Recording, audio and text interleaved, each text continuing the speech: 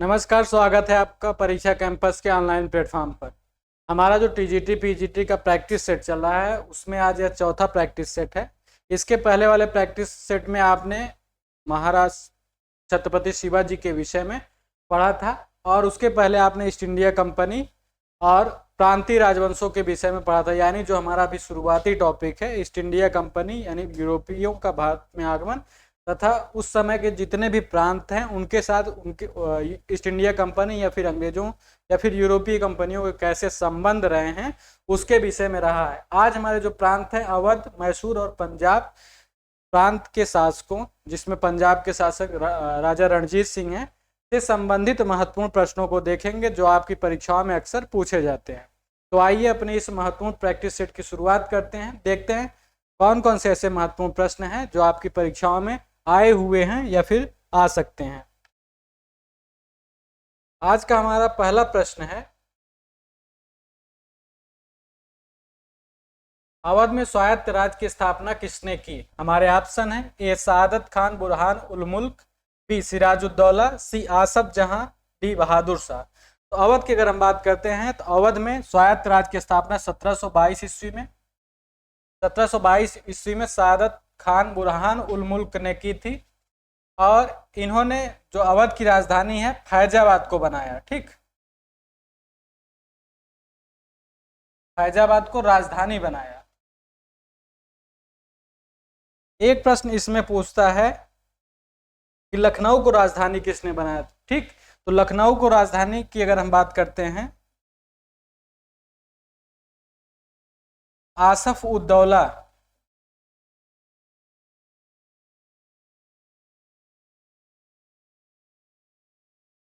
आसफ उद्दौला नामक शासक जो वहां के नवाब थे उन्होंने लखनऊ को राजधानी बनाया था। ठीक, आगे देखते हैं। अवध के अंग्रेजी राज में विलय के समय वहां का नवाब था, यानी अवध का जब अंग्रेजी राज में विलय किया गया तो वहां का नवाब कौन था, उससे संबंधित यह प्रश्न है। हमारे ऑप्शन है सिराजुद्दौला, बी शुजाउद्दौला, सी सफदरजंग, डी वाजिद अली शाह। तो अवध का जो विलय हुआ है, अवध पर कुप्रशासन का आरोप लगा करके लॉर्ड डलहौजी ने अवध का विलय किया था। किसने? डलहौजी ने। और एक रिपोर्ट प्रकाशित हुई थी जिसे आउट्रम की रिपोर्ट कहा जाता है। ठीक, आउट्रम नामक एक अंग्रेज व्यक्ति था, उसने क्या किया था, वहां पे सर्वेक्षण किया और एक रिपोर्ट का प्रकाशन किया। आउट्रम का रिपोर्ट जो था उसका प्रकाशन किया 1854 में। ठीक, 1854 में एक रिपोर्ट का प्रकाशन किया जिसके परिणाम स्वरूप इस रिपोर्ट के आधार पर ही 1856 में क्या हुआ था, अवध का विलय कर लिया गया। ठीक, 1856 में अवध का विलय कर लिया गया था और अवध के विलय के समय वहां के नवाब वाजिद अली शाह थे। ठीक, वाजिद अली शाह वहां के नवाब थे। एक प्रश्न पूछा जाता है कि अवध ने सहायक संधि की जो सहायक संधि किस शासक के समय की थी? तो यहाँ का नवाब सहायक संधि के समय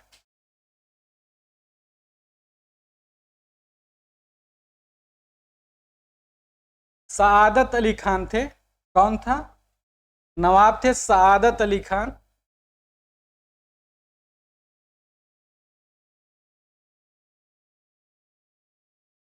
इन्होंने अंग्रेजों की जो सहायक संधि है उसे स्वीकार किया था। ठीक, आगे देखते हैं अगला हमारा प्रश्न क्या है। अवध का अंग्रेजी साम्राज्य में विलय किस नीति से हुआ था? हमारे ऑप्शन है व्यक्तिगत नीति द्वारा, युद्ध द्वारा, सी सहायक संधि की नीति के द्वारा, डी कुशासित राज्य की घोषणा करके। यानी जो उस समय डलहौजी और क्या कहते हैं जो और अंग्रेज प्रशासक थे उन्होंने विभिन्न प्रकार की नीतियों का पालन करके भारतीय राज्यों को अपने ब्रिटिश साम्राज्य में मिला रहे थे, परंतु ऊपर दिए गए किसी भी नीति के द्वारा या न तो सहायक संधि के द्वारा, न युद्ध के द्वारा और न ही व्यक्तिगत नीति के द्वारा, जो गोद लेने की प्रथा थी, एक वैध उत्तराधिकारी होना चाहिए, न तो उस नीति के द्वारा अवध का विलय किया था, बल्कि अवध पर कुप्रशासन का आरोप लगा करके उसका विलय किया गया। यानी वहां पर प्रशासन ठीक से नहीं चल पा रहा था, इसलिए अंग्रेजों ने अवध का विलय कर लिया। इसकी व्याख्या मैंने पिछले वाले प्रश्न में बताई थी।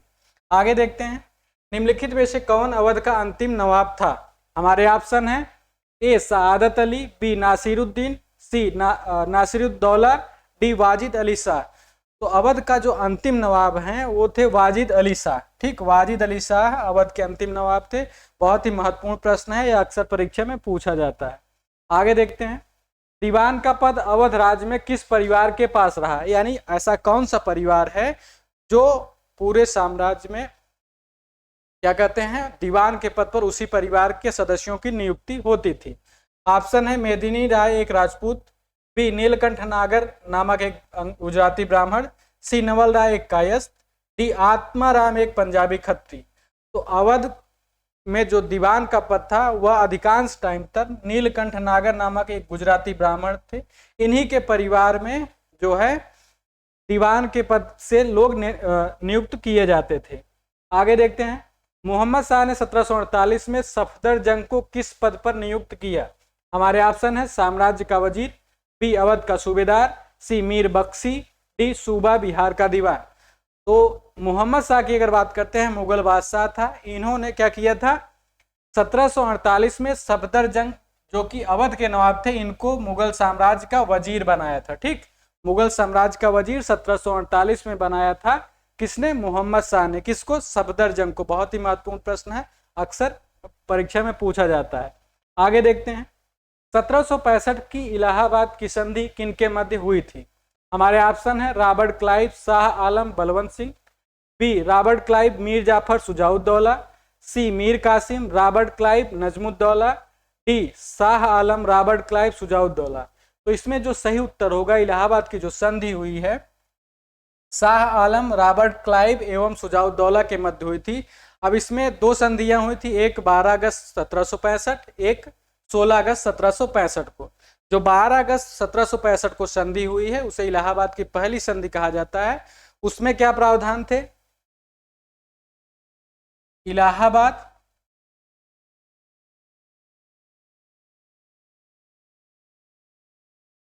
और कड़ा, यह दो क्षेत्र थे किसके अंडर में, अवध के नवाब के अंडर में। ठीक, अवध का नवाब कौन था, शुजाउद्दौला, यानी शुजाउद्दौला के अंडर में इलाहाबाद और कड़ा के जो क्षेत्र हैं यह किसके अधीन थे, शुजाउद्दौला के अधीन थे। अंग्रेजों ने क्या किया, अंग्रेजों ने शुजाउद्दौला से कहा कि तुम इलाहाबाद और कड़ा के क्षेत्र किसको दोगे, मुगल सम्राट जो उस समय है शाह आलम। ठीक, शाह आलम को मिला। ठीक, पहली संधि के द्वारा इलाहाबाद और कड़ा का जो क्षेत्र है शाह आलम को मिला। इसके साथ ही साथ अंग्रेजों ने क्या कहा शाह आलम को कि 26 लाख रुपए,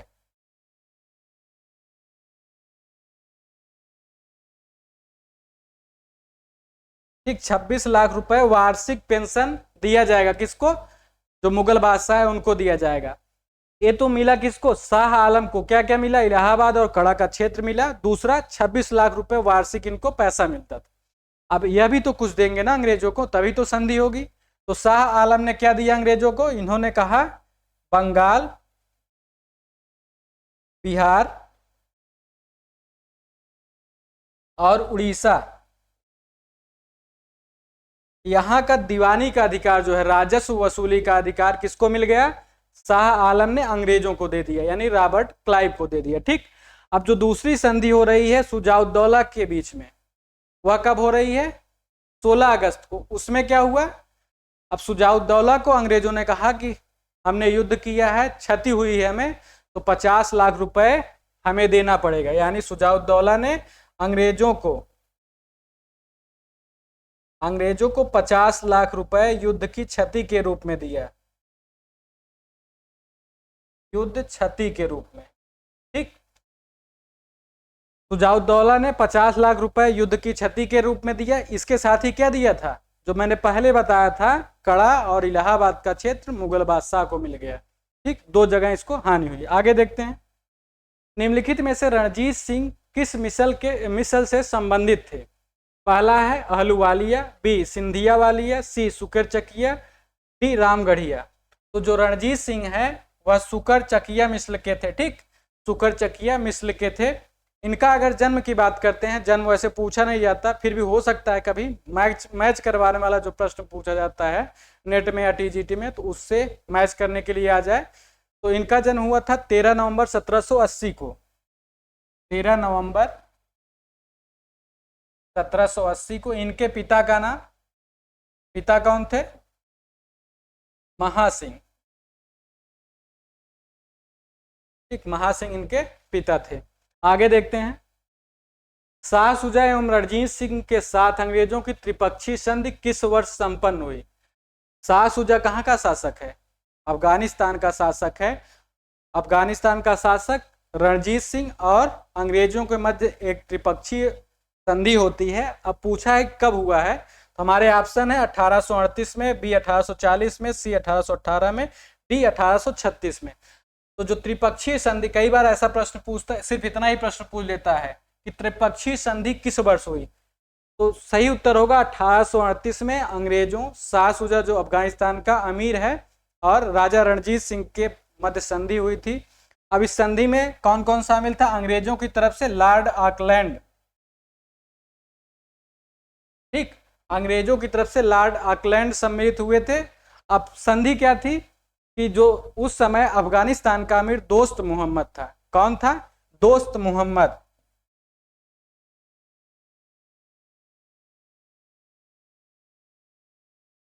अंग्रेजों ने यानी कि ऑकलैंड ने कहा कि जो अफगानिस्तान का अमीर है दोस्त मोहम्मद, इसको हटा दिया जाएगा, शाह शुजा को अफगानिस्तान का अमीर बना दिया जाएगा। ठीक, तो शाह शुजा को अफगानिस्तान का अमीर बनाएगा, इसलिए शाह शुजा ने भी संधि कर ली। तो कब हुआ? 1838 में। अंग्रेजों की तरफ से ऑकलैंड ने इस संधि पर हस्ताक्षर किए थे। आगे देखते हैं, अमृतसर की संधि रणजीत सिंह ने की, किससे की थी? यह संबंधित प्रश्न है। पहला है सर चार्ल्स मेटकाफ से, बी लॉर्ड ऑकलैंड से, सी विलियम बेले से, डी लॉर्ड मिंटो से। तो अमृतसर की संधि बहुत ही महत्वपूर्ण है, यह चार्ल्स मेटकाफ से हुई थी। ठीक, चार्ल्स मेटकाफ और राजा रणजीत सिंह के मध्य अमृतसर की संधि हुई थी। संधि कब हुई थी? 25 अप्रैल 1809 को। 25 अप्रैल 1809 को अमृतसर की संधि हुई थी। और इस समय जो वायसराय है, गवर्नर जनरल है, लॉर्ड मिंटो इसमें दिया है ना, तो लॉर्ड मिंटो इस समय भारत का गवर्नर जनरल था। ठीक, क्या था? Governor general.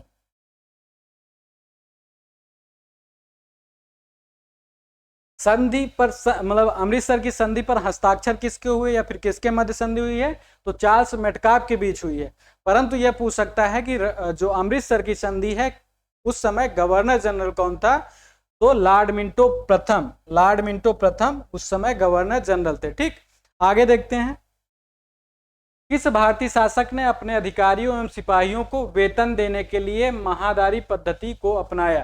ठीक, वेतन की जो महादारी पद्धति है उसको कौन से शासक ने अपनाया, इससे संबंधित प्रश्न है। पहला है टीपू सुल्तान, बी राजा रणजीत सिंह, सी हैदराबाद का निजाम, डी बालाजी बाजीराव। तो महादारी पद्धति जो है मुख्यतः सिख साम्राज्य से संबंधित है और इसको राजा रणजीत सिंह ने प्रारंभ किया था। ठीक, राजा रणजीत सिंह ने प्रारंभ किया था। जो क्या कहते हैं, उस समय के महत्वपूर्ण एक सेनापति अंग्रेजों के थे लॉर्ड ऑकलैंड। लॉर्ड ऑकलैंड का एक कथन बहुत ही फेमस है। उन्होंने कहा था कि रणजीत सिंह की जो घुड़सवार सेना है संसार में सबसे सुंदर सेना है। ठीक, क्या कहा था उन्होंने? रणजीत सिंह की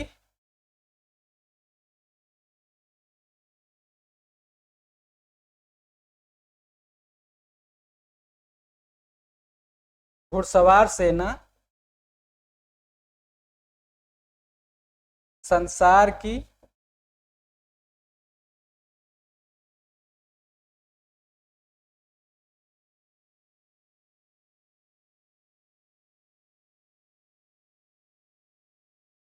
यह प्रश्न पूछा जा सकता है कि किसने कहा था? लॉर्ड ऑकलैंड ने कहा था कि रणजीत सिंह की घुड़सवार जो सेना है वह संसार की सबसे सुंदर सेना है। आगे देखते हैं, किसके शासनकाल में फकीर अजीजुद्दीन ने विदेश मंत्रालय के प्रभारित, यानी जो फकीर अजीजुद्दीन है वह कौन से राजा के शासनकाल में विदेश मंत्री थे? हमारा ऑप्शन क्या है? ए बहादुर शाह, बी रणजीत सिंह, सी टीपू सुल्तान, डी महादजी सिंधिया। तो इसमें जो सही उत्तर होगा राजा रणजीत सिंह जो हैं उन्हीं के शासनकाल में जो उनके विदेश मंत्री थे फकीर अजीजुद्दीन थे। ठीक, अजीजुद्दीन क्या थे? विदेश मंत्री थे। आगे देखते हैं, राजा रणजीत सिंह ने विश्व प्रसिद्ध कोहिनूर हीरा प्राप्त किया था। हमारे ऑप्शन है नादिर शाह से, बी जमान शाह से, सी दोस्त मोहम्मद से, डी शाह शुजा से। यानी राजा रणजीत सिंह को कोहिनूर हीरा किसने प्रदान किया था, यह प्रश्न हमें बताना है। तो यह सही उत्तर इसका है शाह शुजा से। शाह शुजा ने ही राजा रणजीत सिंह को कोहिनूर हीरा दिया था। शाह शुजा कौन है, यह अहमद शाह अब्दाली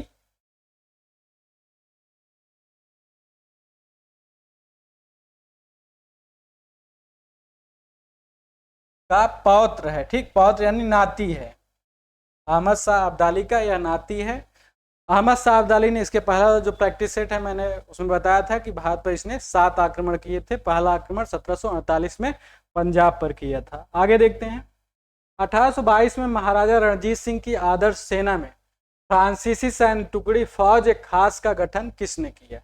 बहुत ही महत्वपूर्ण प्रश्न है, इससे संबंधित प्रश्न अक्सर परीक्षा में पूछा जाता है। क्या पूछा है, फौज एक खास जो फ्रांसीसी सैन्य टुकड़ी है, फौज एक खास का गठन किसने किया है। हमारे ऑप्शन है वेंचुरा और कोट, बी अलार्ड और गार्डन, सी वेंचुरा और अलार्ड, डी गार्डन और एविटे बाइल। तो इसमें जो सही उत्तर होगा, जो फौज एक खास से महाराजा रणजीत सिंह की सेना है, इसका गठन वेंचुरा और अलार्ड ने किया था। किसने, वेंचुरा और अलार्ड ने किया था। इसमें हो सकता है ऐसा भी प्रश्न पूछ ले कि घुड़सवार सेना का गठन या उसका नेतृत्व करता कौन था, उनको प्रशिक्षण कौन देता था, और पैदल सेना का प्रशिक्षण कौन देता था। तो अलार्ड जो है ये घुड़सवार सेना,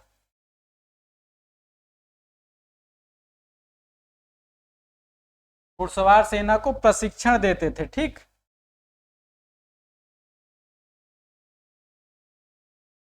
जबकि वेंचुरा जो है यह पैदल सेना को,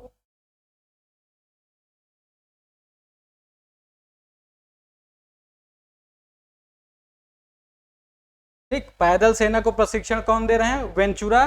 जबकि अलार्ड जो है यह घुड़सवार सेना को प्रशिक्षण देने का कार्य कर रहे हैं। आगे देखते हैं। किन दो ब्राह्मण भाइयों ने रणजीत सिंह के शासनकाल में सिख धर्म को अपनाया था। हमारे ऑप्शन है ए अंतर सिंह लहना सिंह, बी खुशहाल सिंह तेज सिंह, सी सुचित सिंह हीरा सिंह, डी ध्यान सिंह और मोहन सिंह। यानी जो यह प्रश्न है इसमें दे रहा है जो महाराजा रणजीत सिंह का साम्राज्य था वह पूर्णतः धर्मनिरपेक्ष राज्य था। वहां पर सभी धर्मों को समान रूप से व्यवहार किया जाता था। वहां पर किसी भी धर्म को बहुत ज्यादा महत्व नहीं दिया जाता था या फिर किसी धर्म की अवहेलना नहीं की जाती थी। तो उस समय धर्म में जो है ब्राह्मण धर्म के दो व्यक्ति थे, यानी ब्राह्मण जो है हिंदू धर्म के मानने वाले दो ब्राह्मण भाई थे। उन्होंने क्या किया था, सिख धर्म अपनी स्वेच्छा से अपना लिया था। उनका नाम था अंतर सिंह और लहना सिंह। इन्होंने स्वेच्छा से सिख धर्म को अपनाया था। आगे देखते हैं। किस विदेशी ने महाराजा रणजीत सिंह की तुलना नेपोलियन बोनापार्ट से की है। बहुत ही महत्वपूर्ण प्रश्न है, अक्सर पूछा जाता है।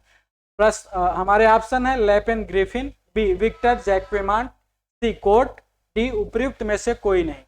तो महाराजा रणजीत सिंह की तुलना नेपोलियन से करने वाले जो विद्वान हैं वह हैं विक्टर जैक्वेमांट, ठीक। विक्टर जैक्वेमांट ने महाराजा रणजीत सिंह की सेना की तुलना या फिर महाराजा रणजीत सिंह की तुलना नेपोलियन बोनापार्ट से की है। आगे देखते हैं। बक्सर के युद्ध में अवध का एक नवाब भी पराजित हुआ था, वह था, यानी बक्सर का युद्ध जब हुआ था तो अवध का कौन सा नवाब था जो पराजित हुआ था। तो इसके पहले मैंने जो प्रश्न करवाए हैं उसमें आपको पता होगा।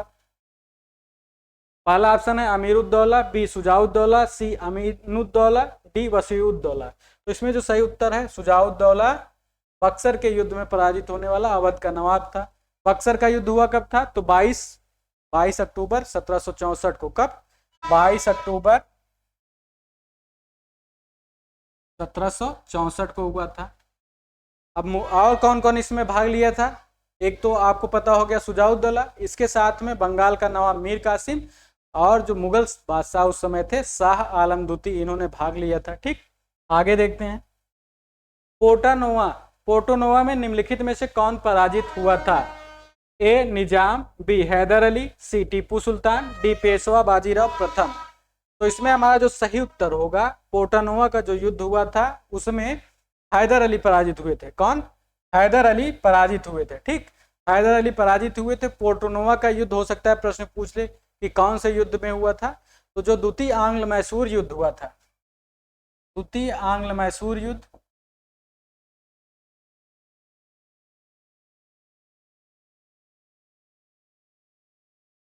इसी के अंतर्गत पोर्टोनोवा का युद्ध हुआ था, और जो इसका समय है 1780 से 84 है, 1780 से 84 के बीच में हुआ था।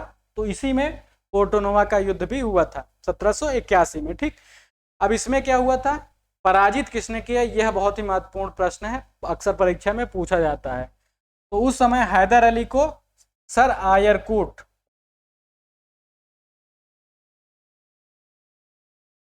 आयरकूट ने ही पराजित किया था, ठीक, पोर्टोनोवा के युद्ध में। आगे देखते हैं, कौन सा मैसूर युद्ध मंगलौर की संधि के साथ समाप्त हुआ।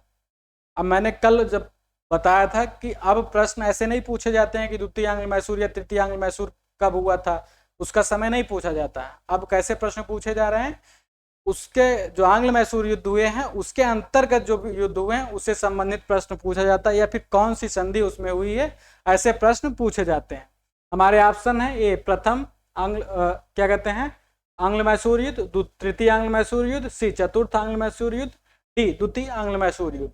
तो जो मंगलोर की संधि है वह द्वितीय आंग्ल मैसूर युद्ध के बाद हुआ था। ठीक, द्वितीय आंग्ल मैसूर युद्ध जो मंगलोर की संधि है उसकी वजह से समाप्त हुआ था।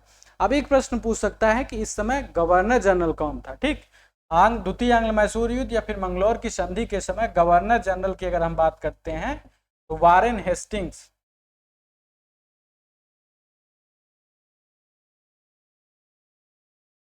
ठीक, वारेन हेस्टिंग्स इस समय गवर्नर जनरल थे। आगे देखते हैं, निम्नलिखित में से किसके विषय में कहा जाता है कि उसने अपने राज्य में स्वतंत्रता का वृक्ष लगाया। बहुत ही महत्वपूर्ण प्रश्न है और सरल प्रश्न है, अक्सर यह परीक्षा में पूछा जाता है। तो सही उत्तर हमारा क्या है, टीपू सुल्तान। टीपू सुल्तान ने ही स्वतंत्रता का वृक्ष लगाया था। क्यों लगाया था, फ्रांस और मैसूर के बीच, फ्रांस प्लस मैसूर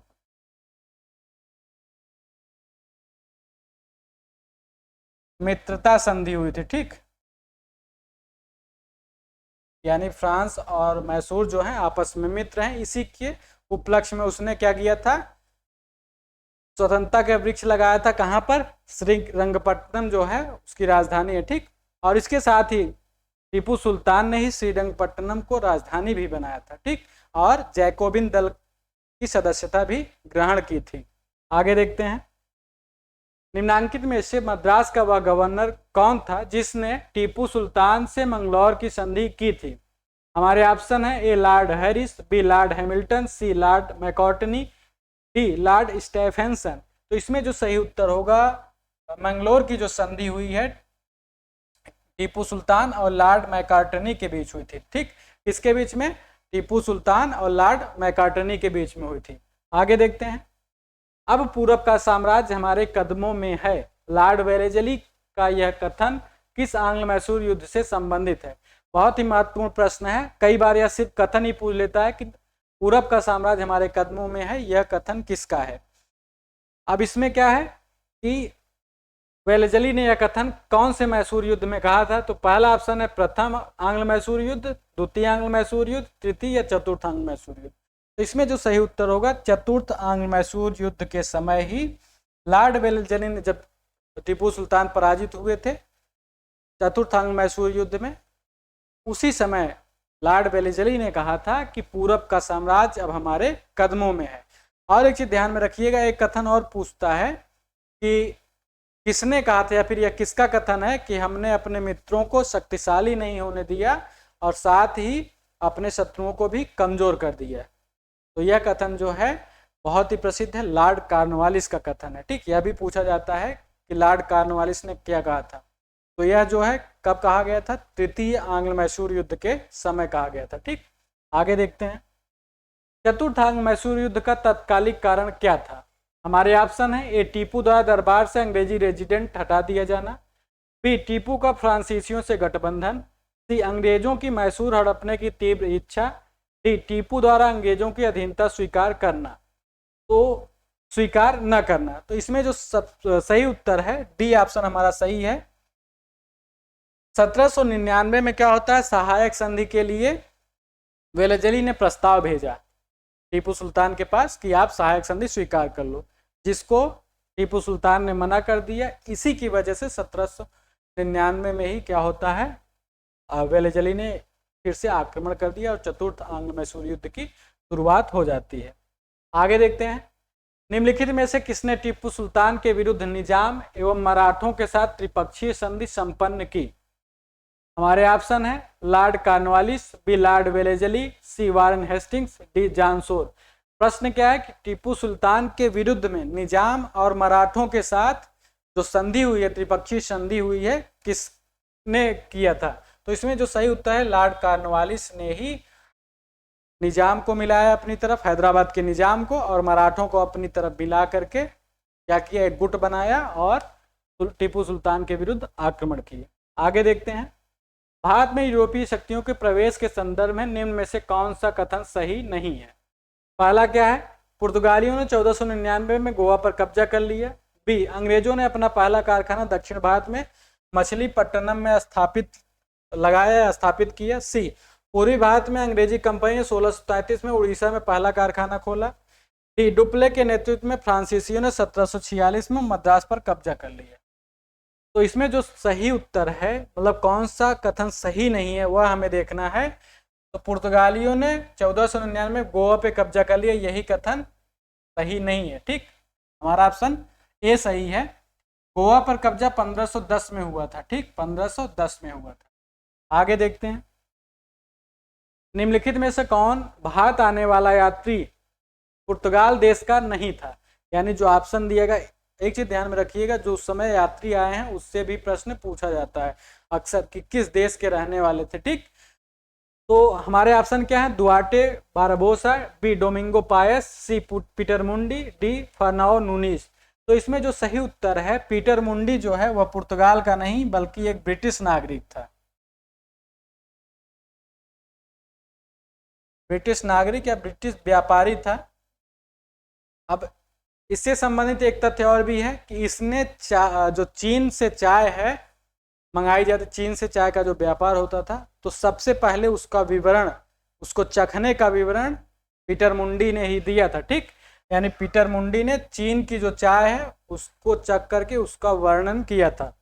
आगे देखते हैं, बंगाल की खाड़ी में समुद्री डकैती हेतु हुगली का उपयोग कौन करता था? यानी हुगली जो बंगाल में एक जगह है, उसका प्रयोग समुद्र में डकैती करने के लिए कौन से देश के लोग करते थे? पहला है डच, बी फ्रांसीसी, सी पुर्तगाली, डी अंग्रेज। तो इसमें जो सही उत्तर है, पुर्तगाली जो थे वे लोग हुगली का प्रयोग बंगाल में जो है समुद्र में डकैती करने के लिए करते थे। आगे देखते हैं, निम्नलिखित ब्रिटिश कंपनियों में से किसे भारत में व्यापार करने का पहला अधिकार पत्र प्राप्त हुआ? हमारे ऑप्शन है A Levant company, B East India company, C the English company trading to the East Indies, D Ostend company. तो इसमें जो सही उत्तर होगा लिवेंट कंपनी जो है, लिवेंट कंपनी, इसको ही सबसे पहले भारत में व्यापार करने का अधिकार पत्र प्राप्त हुआ। कब प्राप्त हुआ था? 1593 में। ठीक, 1593 में। व्यापार किस मार्ग से करेगी? स्थल मार्ग से। ठीक, स्थल मार्ग से व्यापार करने का जो अधिकार पत्र मिला था किसको? लिवेंट कंपनी को 1593 में सबसे पहले। आगे देखते हैं, लंदन में ब्रिटिश ईस्ट इंडिया कंपनी के गठन के समय भारत का निम्नलिखित में से कौन बादशाह था? यानी जब ईस्ट इंडिया कंपनी की स्थापना हो रही थी उस समय भारत का बादशाह कौन था? तो स्थापना कब हुआ है? 1600 ईस्वी में। तो 1600 का जो समय है उस समय अकबर भारत के सम्राट थे। ठीक, आगे देखते हैं, निम्नलिखित में से किस वर्ष प्रयागराज उत्तर प्रदेश के किले पर अंग्रेजों का अधिकार स्थापित हुआ? यानी जो इलाहाबाद वर्तमान समय में जो इसका नाम बदल करके प्रयागराज कर दिया गया है, यहाँ पर जो इलाहाबाद का किला है उस पर अंग्रेजों का अधिकार कब हुआ? हमारा ऑप्शन है 1790 में, बी 1792 में, सी 1796 में, डी 1797 में। तो इलाहाबाद के किले पर 1797 में अंग्रेजों ने अधिकार कर लिया। ठीक, 1797 में अंग्रेजों ने अधिकार कर लिया। किससे अधिकार किया था? तो अवध के उस समय एक नवाब थे सआदत अली खान। ठीक, अवध के नवाब कौन थे?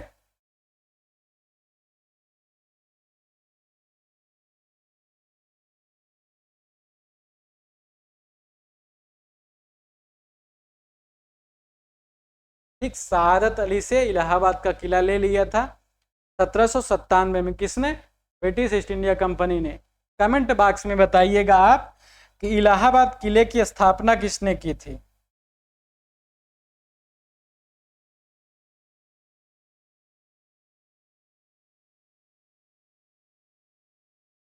ठीक, इलाहाबाद किले की स्थापना किसने की थी, कमेंट बॉक्स में बताइएगा। और एक चीज बताइएगा कि अकबर द्वारा भारत में बनाया गया सबसे बड़ा किला कौन सा था। ठीक, अकबर द्वारा भारत में बनाया गया सबसे बड़ा किला कौन था। इस प्रकार से आज का हमारा प्रैक्टिस सेट यहीं पे समाप्त होता है। आप लोग कमेंट बॉक्स में जितने प्रश्न पूछे जाते हैं आप लोग उसका आंसर दिया करिए, क्योंकि जब प्रश्न पूछे जाते हैं तो इससे हमारे मन जो हमारा कॉन्शियस माइंड होता है उसमें अगर हम प्रश्न का जवाब नहीं देंगे तो फिर धीरे धीरे हुआ है हम एक आलसी प्रवृत्ति के इंसान होते जाएंगे। अब प्रश्न जैसे मैंने पूछा कि इलाहाबाद किले की स्थापना किसने की, तो आप जाकर के जब उसको पढ़ोगे उसके बारे में ढूंढोगे तो 2-4 पॉइंट और मिलेगा, तो जिसको आप नोट कर सकते हो, उसका बेनिफिट आपको बाद में परीक्षाओं में मिलेगा। तो इस प्रकार से आज का प्रैक्टिस सेट इसी पे समाप्त होता है। मिलते हैं आपसे अगले वीडियो में, तब तक के लिए धन्यवाद।